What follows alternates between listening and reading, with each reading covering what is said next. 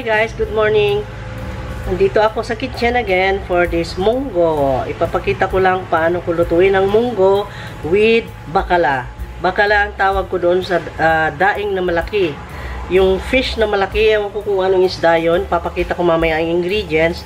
At ito muna ipapakita ko guys. Yung pinakuluan kong munggo ay ito. Kasi pinapakuluan muna yan. Ayan. Anong nangyari sa cam ko? Wow. Kumain na, na-steam na yung camera ko. Ayan. Ayan siya guys. At yan ay igigisa ko mamaya. Dahil malambot na, ready na ito. Ayan. Pinakulungan ko to siya ng 45 minutes dito guys. Dinamihan ko with abundant water. Water lang. Walang spices, walang salt. Yun. Dito na yung ingredients ng munggo. Yung pinakulong munggo, syempre, kasali yun. And then, pork belly na nahiwa-hiwang ganyan. Siguro ito ay merong 300 grams to 400. 300 to 400 grams.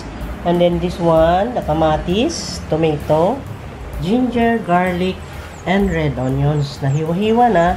And then, ito na lang ang hiwa-hiwain natin itong bakala. Ang tawag ko dito, ang tawag ko kasi sa malalaking daing is bakala.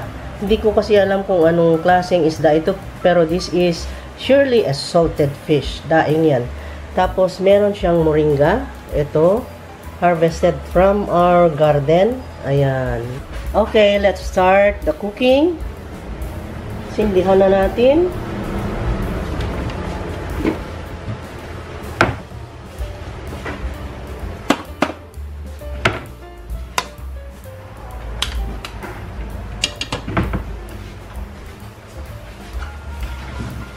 Lagyan ko konting tubig para doon sa karne.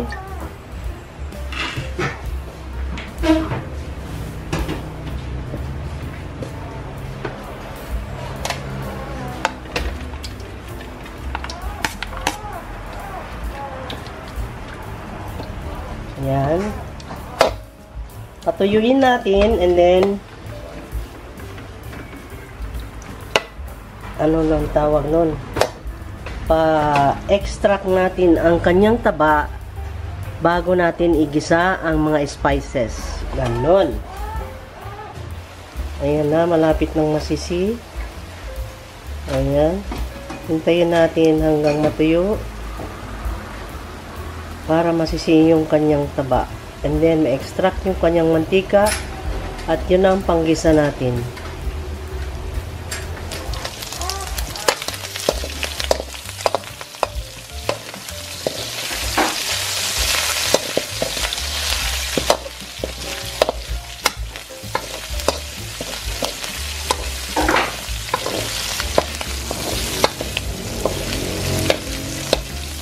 Okay, nasisi na.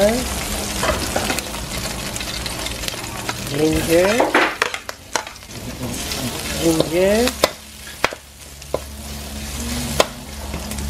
and garlic,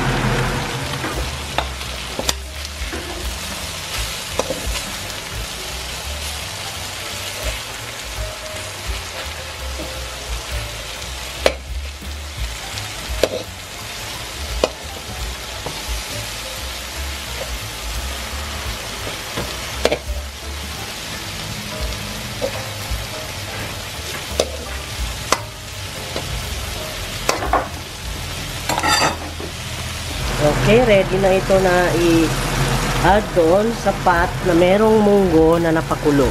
Okay? So, yung munggo ang ibalik natin sa flame. Here, kasi wala pang timpla. Ayun. Nakita nyo? Yan ngayon, ang i-add natin.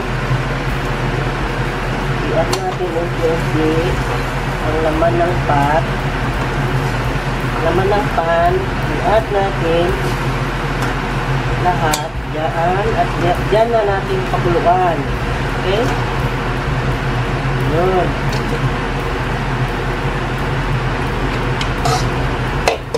Pwede rin sana dito ko sa kawali, kaya lang hindi kasya guys. Sa dami kasi ng amount ng niluto kong munggo. Kasi syempre, para sa mga workers, syempre, para sa mga, itong amount na ito, hindi lang naman para sa amin, kundi para sa mga workers. That's why marami, hindi kasya dito sa kawali. Kaya ganyan ang ginawa ko. Ayan. Okay, nalipat na lahat naman dito ang spices at yung halo ng daing, yung bakala at saka yung spices, yun nandyan na lahat. At saka yung pancetta, yung liempo. Pancetta in Italian. Ayan, at pakuluin natin and then ilagay na natin. Pag kumulo na siya, kasi luto na yung munggo, luto na rin yung ginisa ko, kulang na lang ng malunggay and then taste na natin mamaya kung okay na yung lasa. Takpan na natin and then hintayin natin kumulo guys. Ayan. Ayan. Diba? Kulang na lang ay yung malunggay. At saka yung timpla niya mamaya. Baka kailanganin ng asin.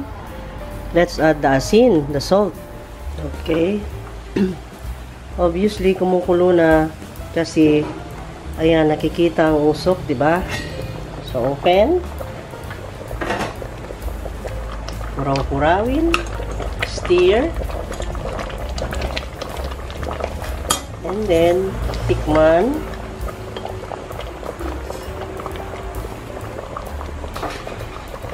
Kulang ng asin. So, meron ako dito 1 tablespoon of salt.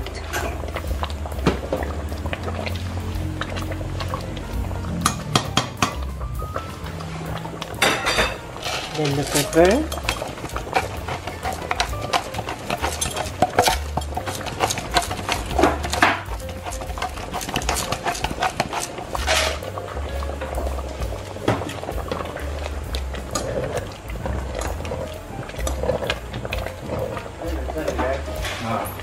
Then tikim again.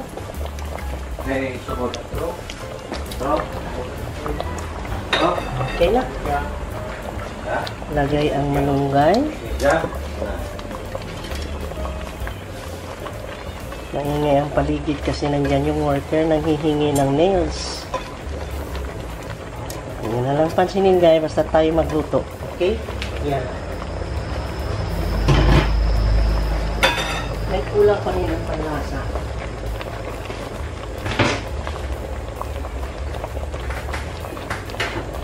Parang kulang. Hindi lagyan ng patis. Kulang pa rin ang alat niya kahit nilagyan ko siya ng 1 tablespoon of salt. Kaya lagyan ko siya ng 1 tablespoon of patis. Ayan. That is the fish sauce. Patis.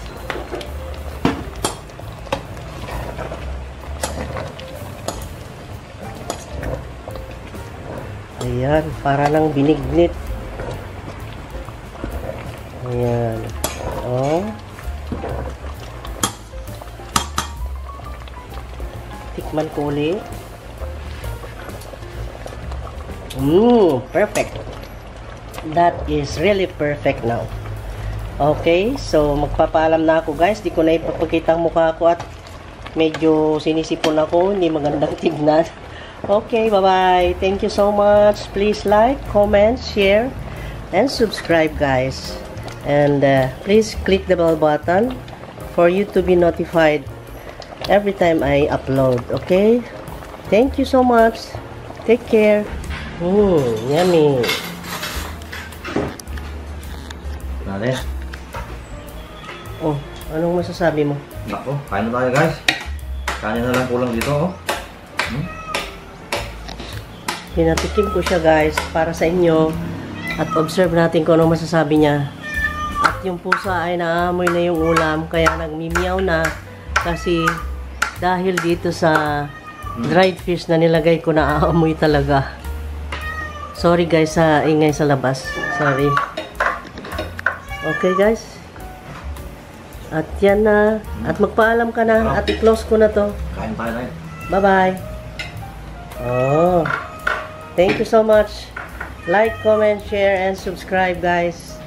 Thank you. Bye-bye. Take care. Love you, guys.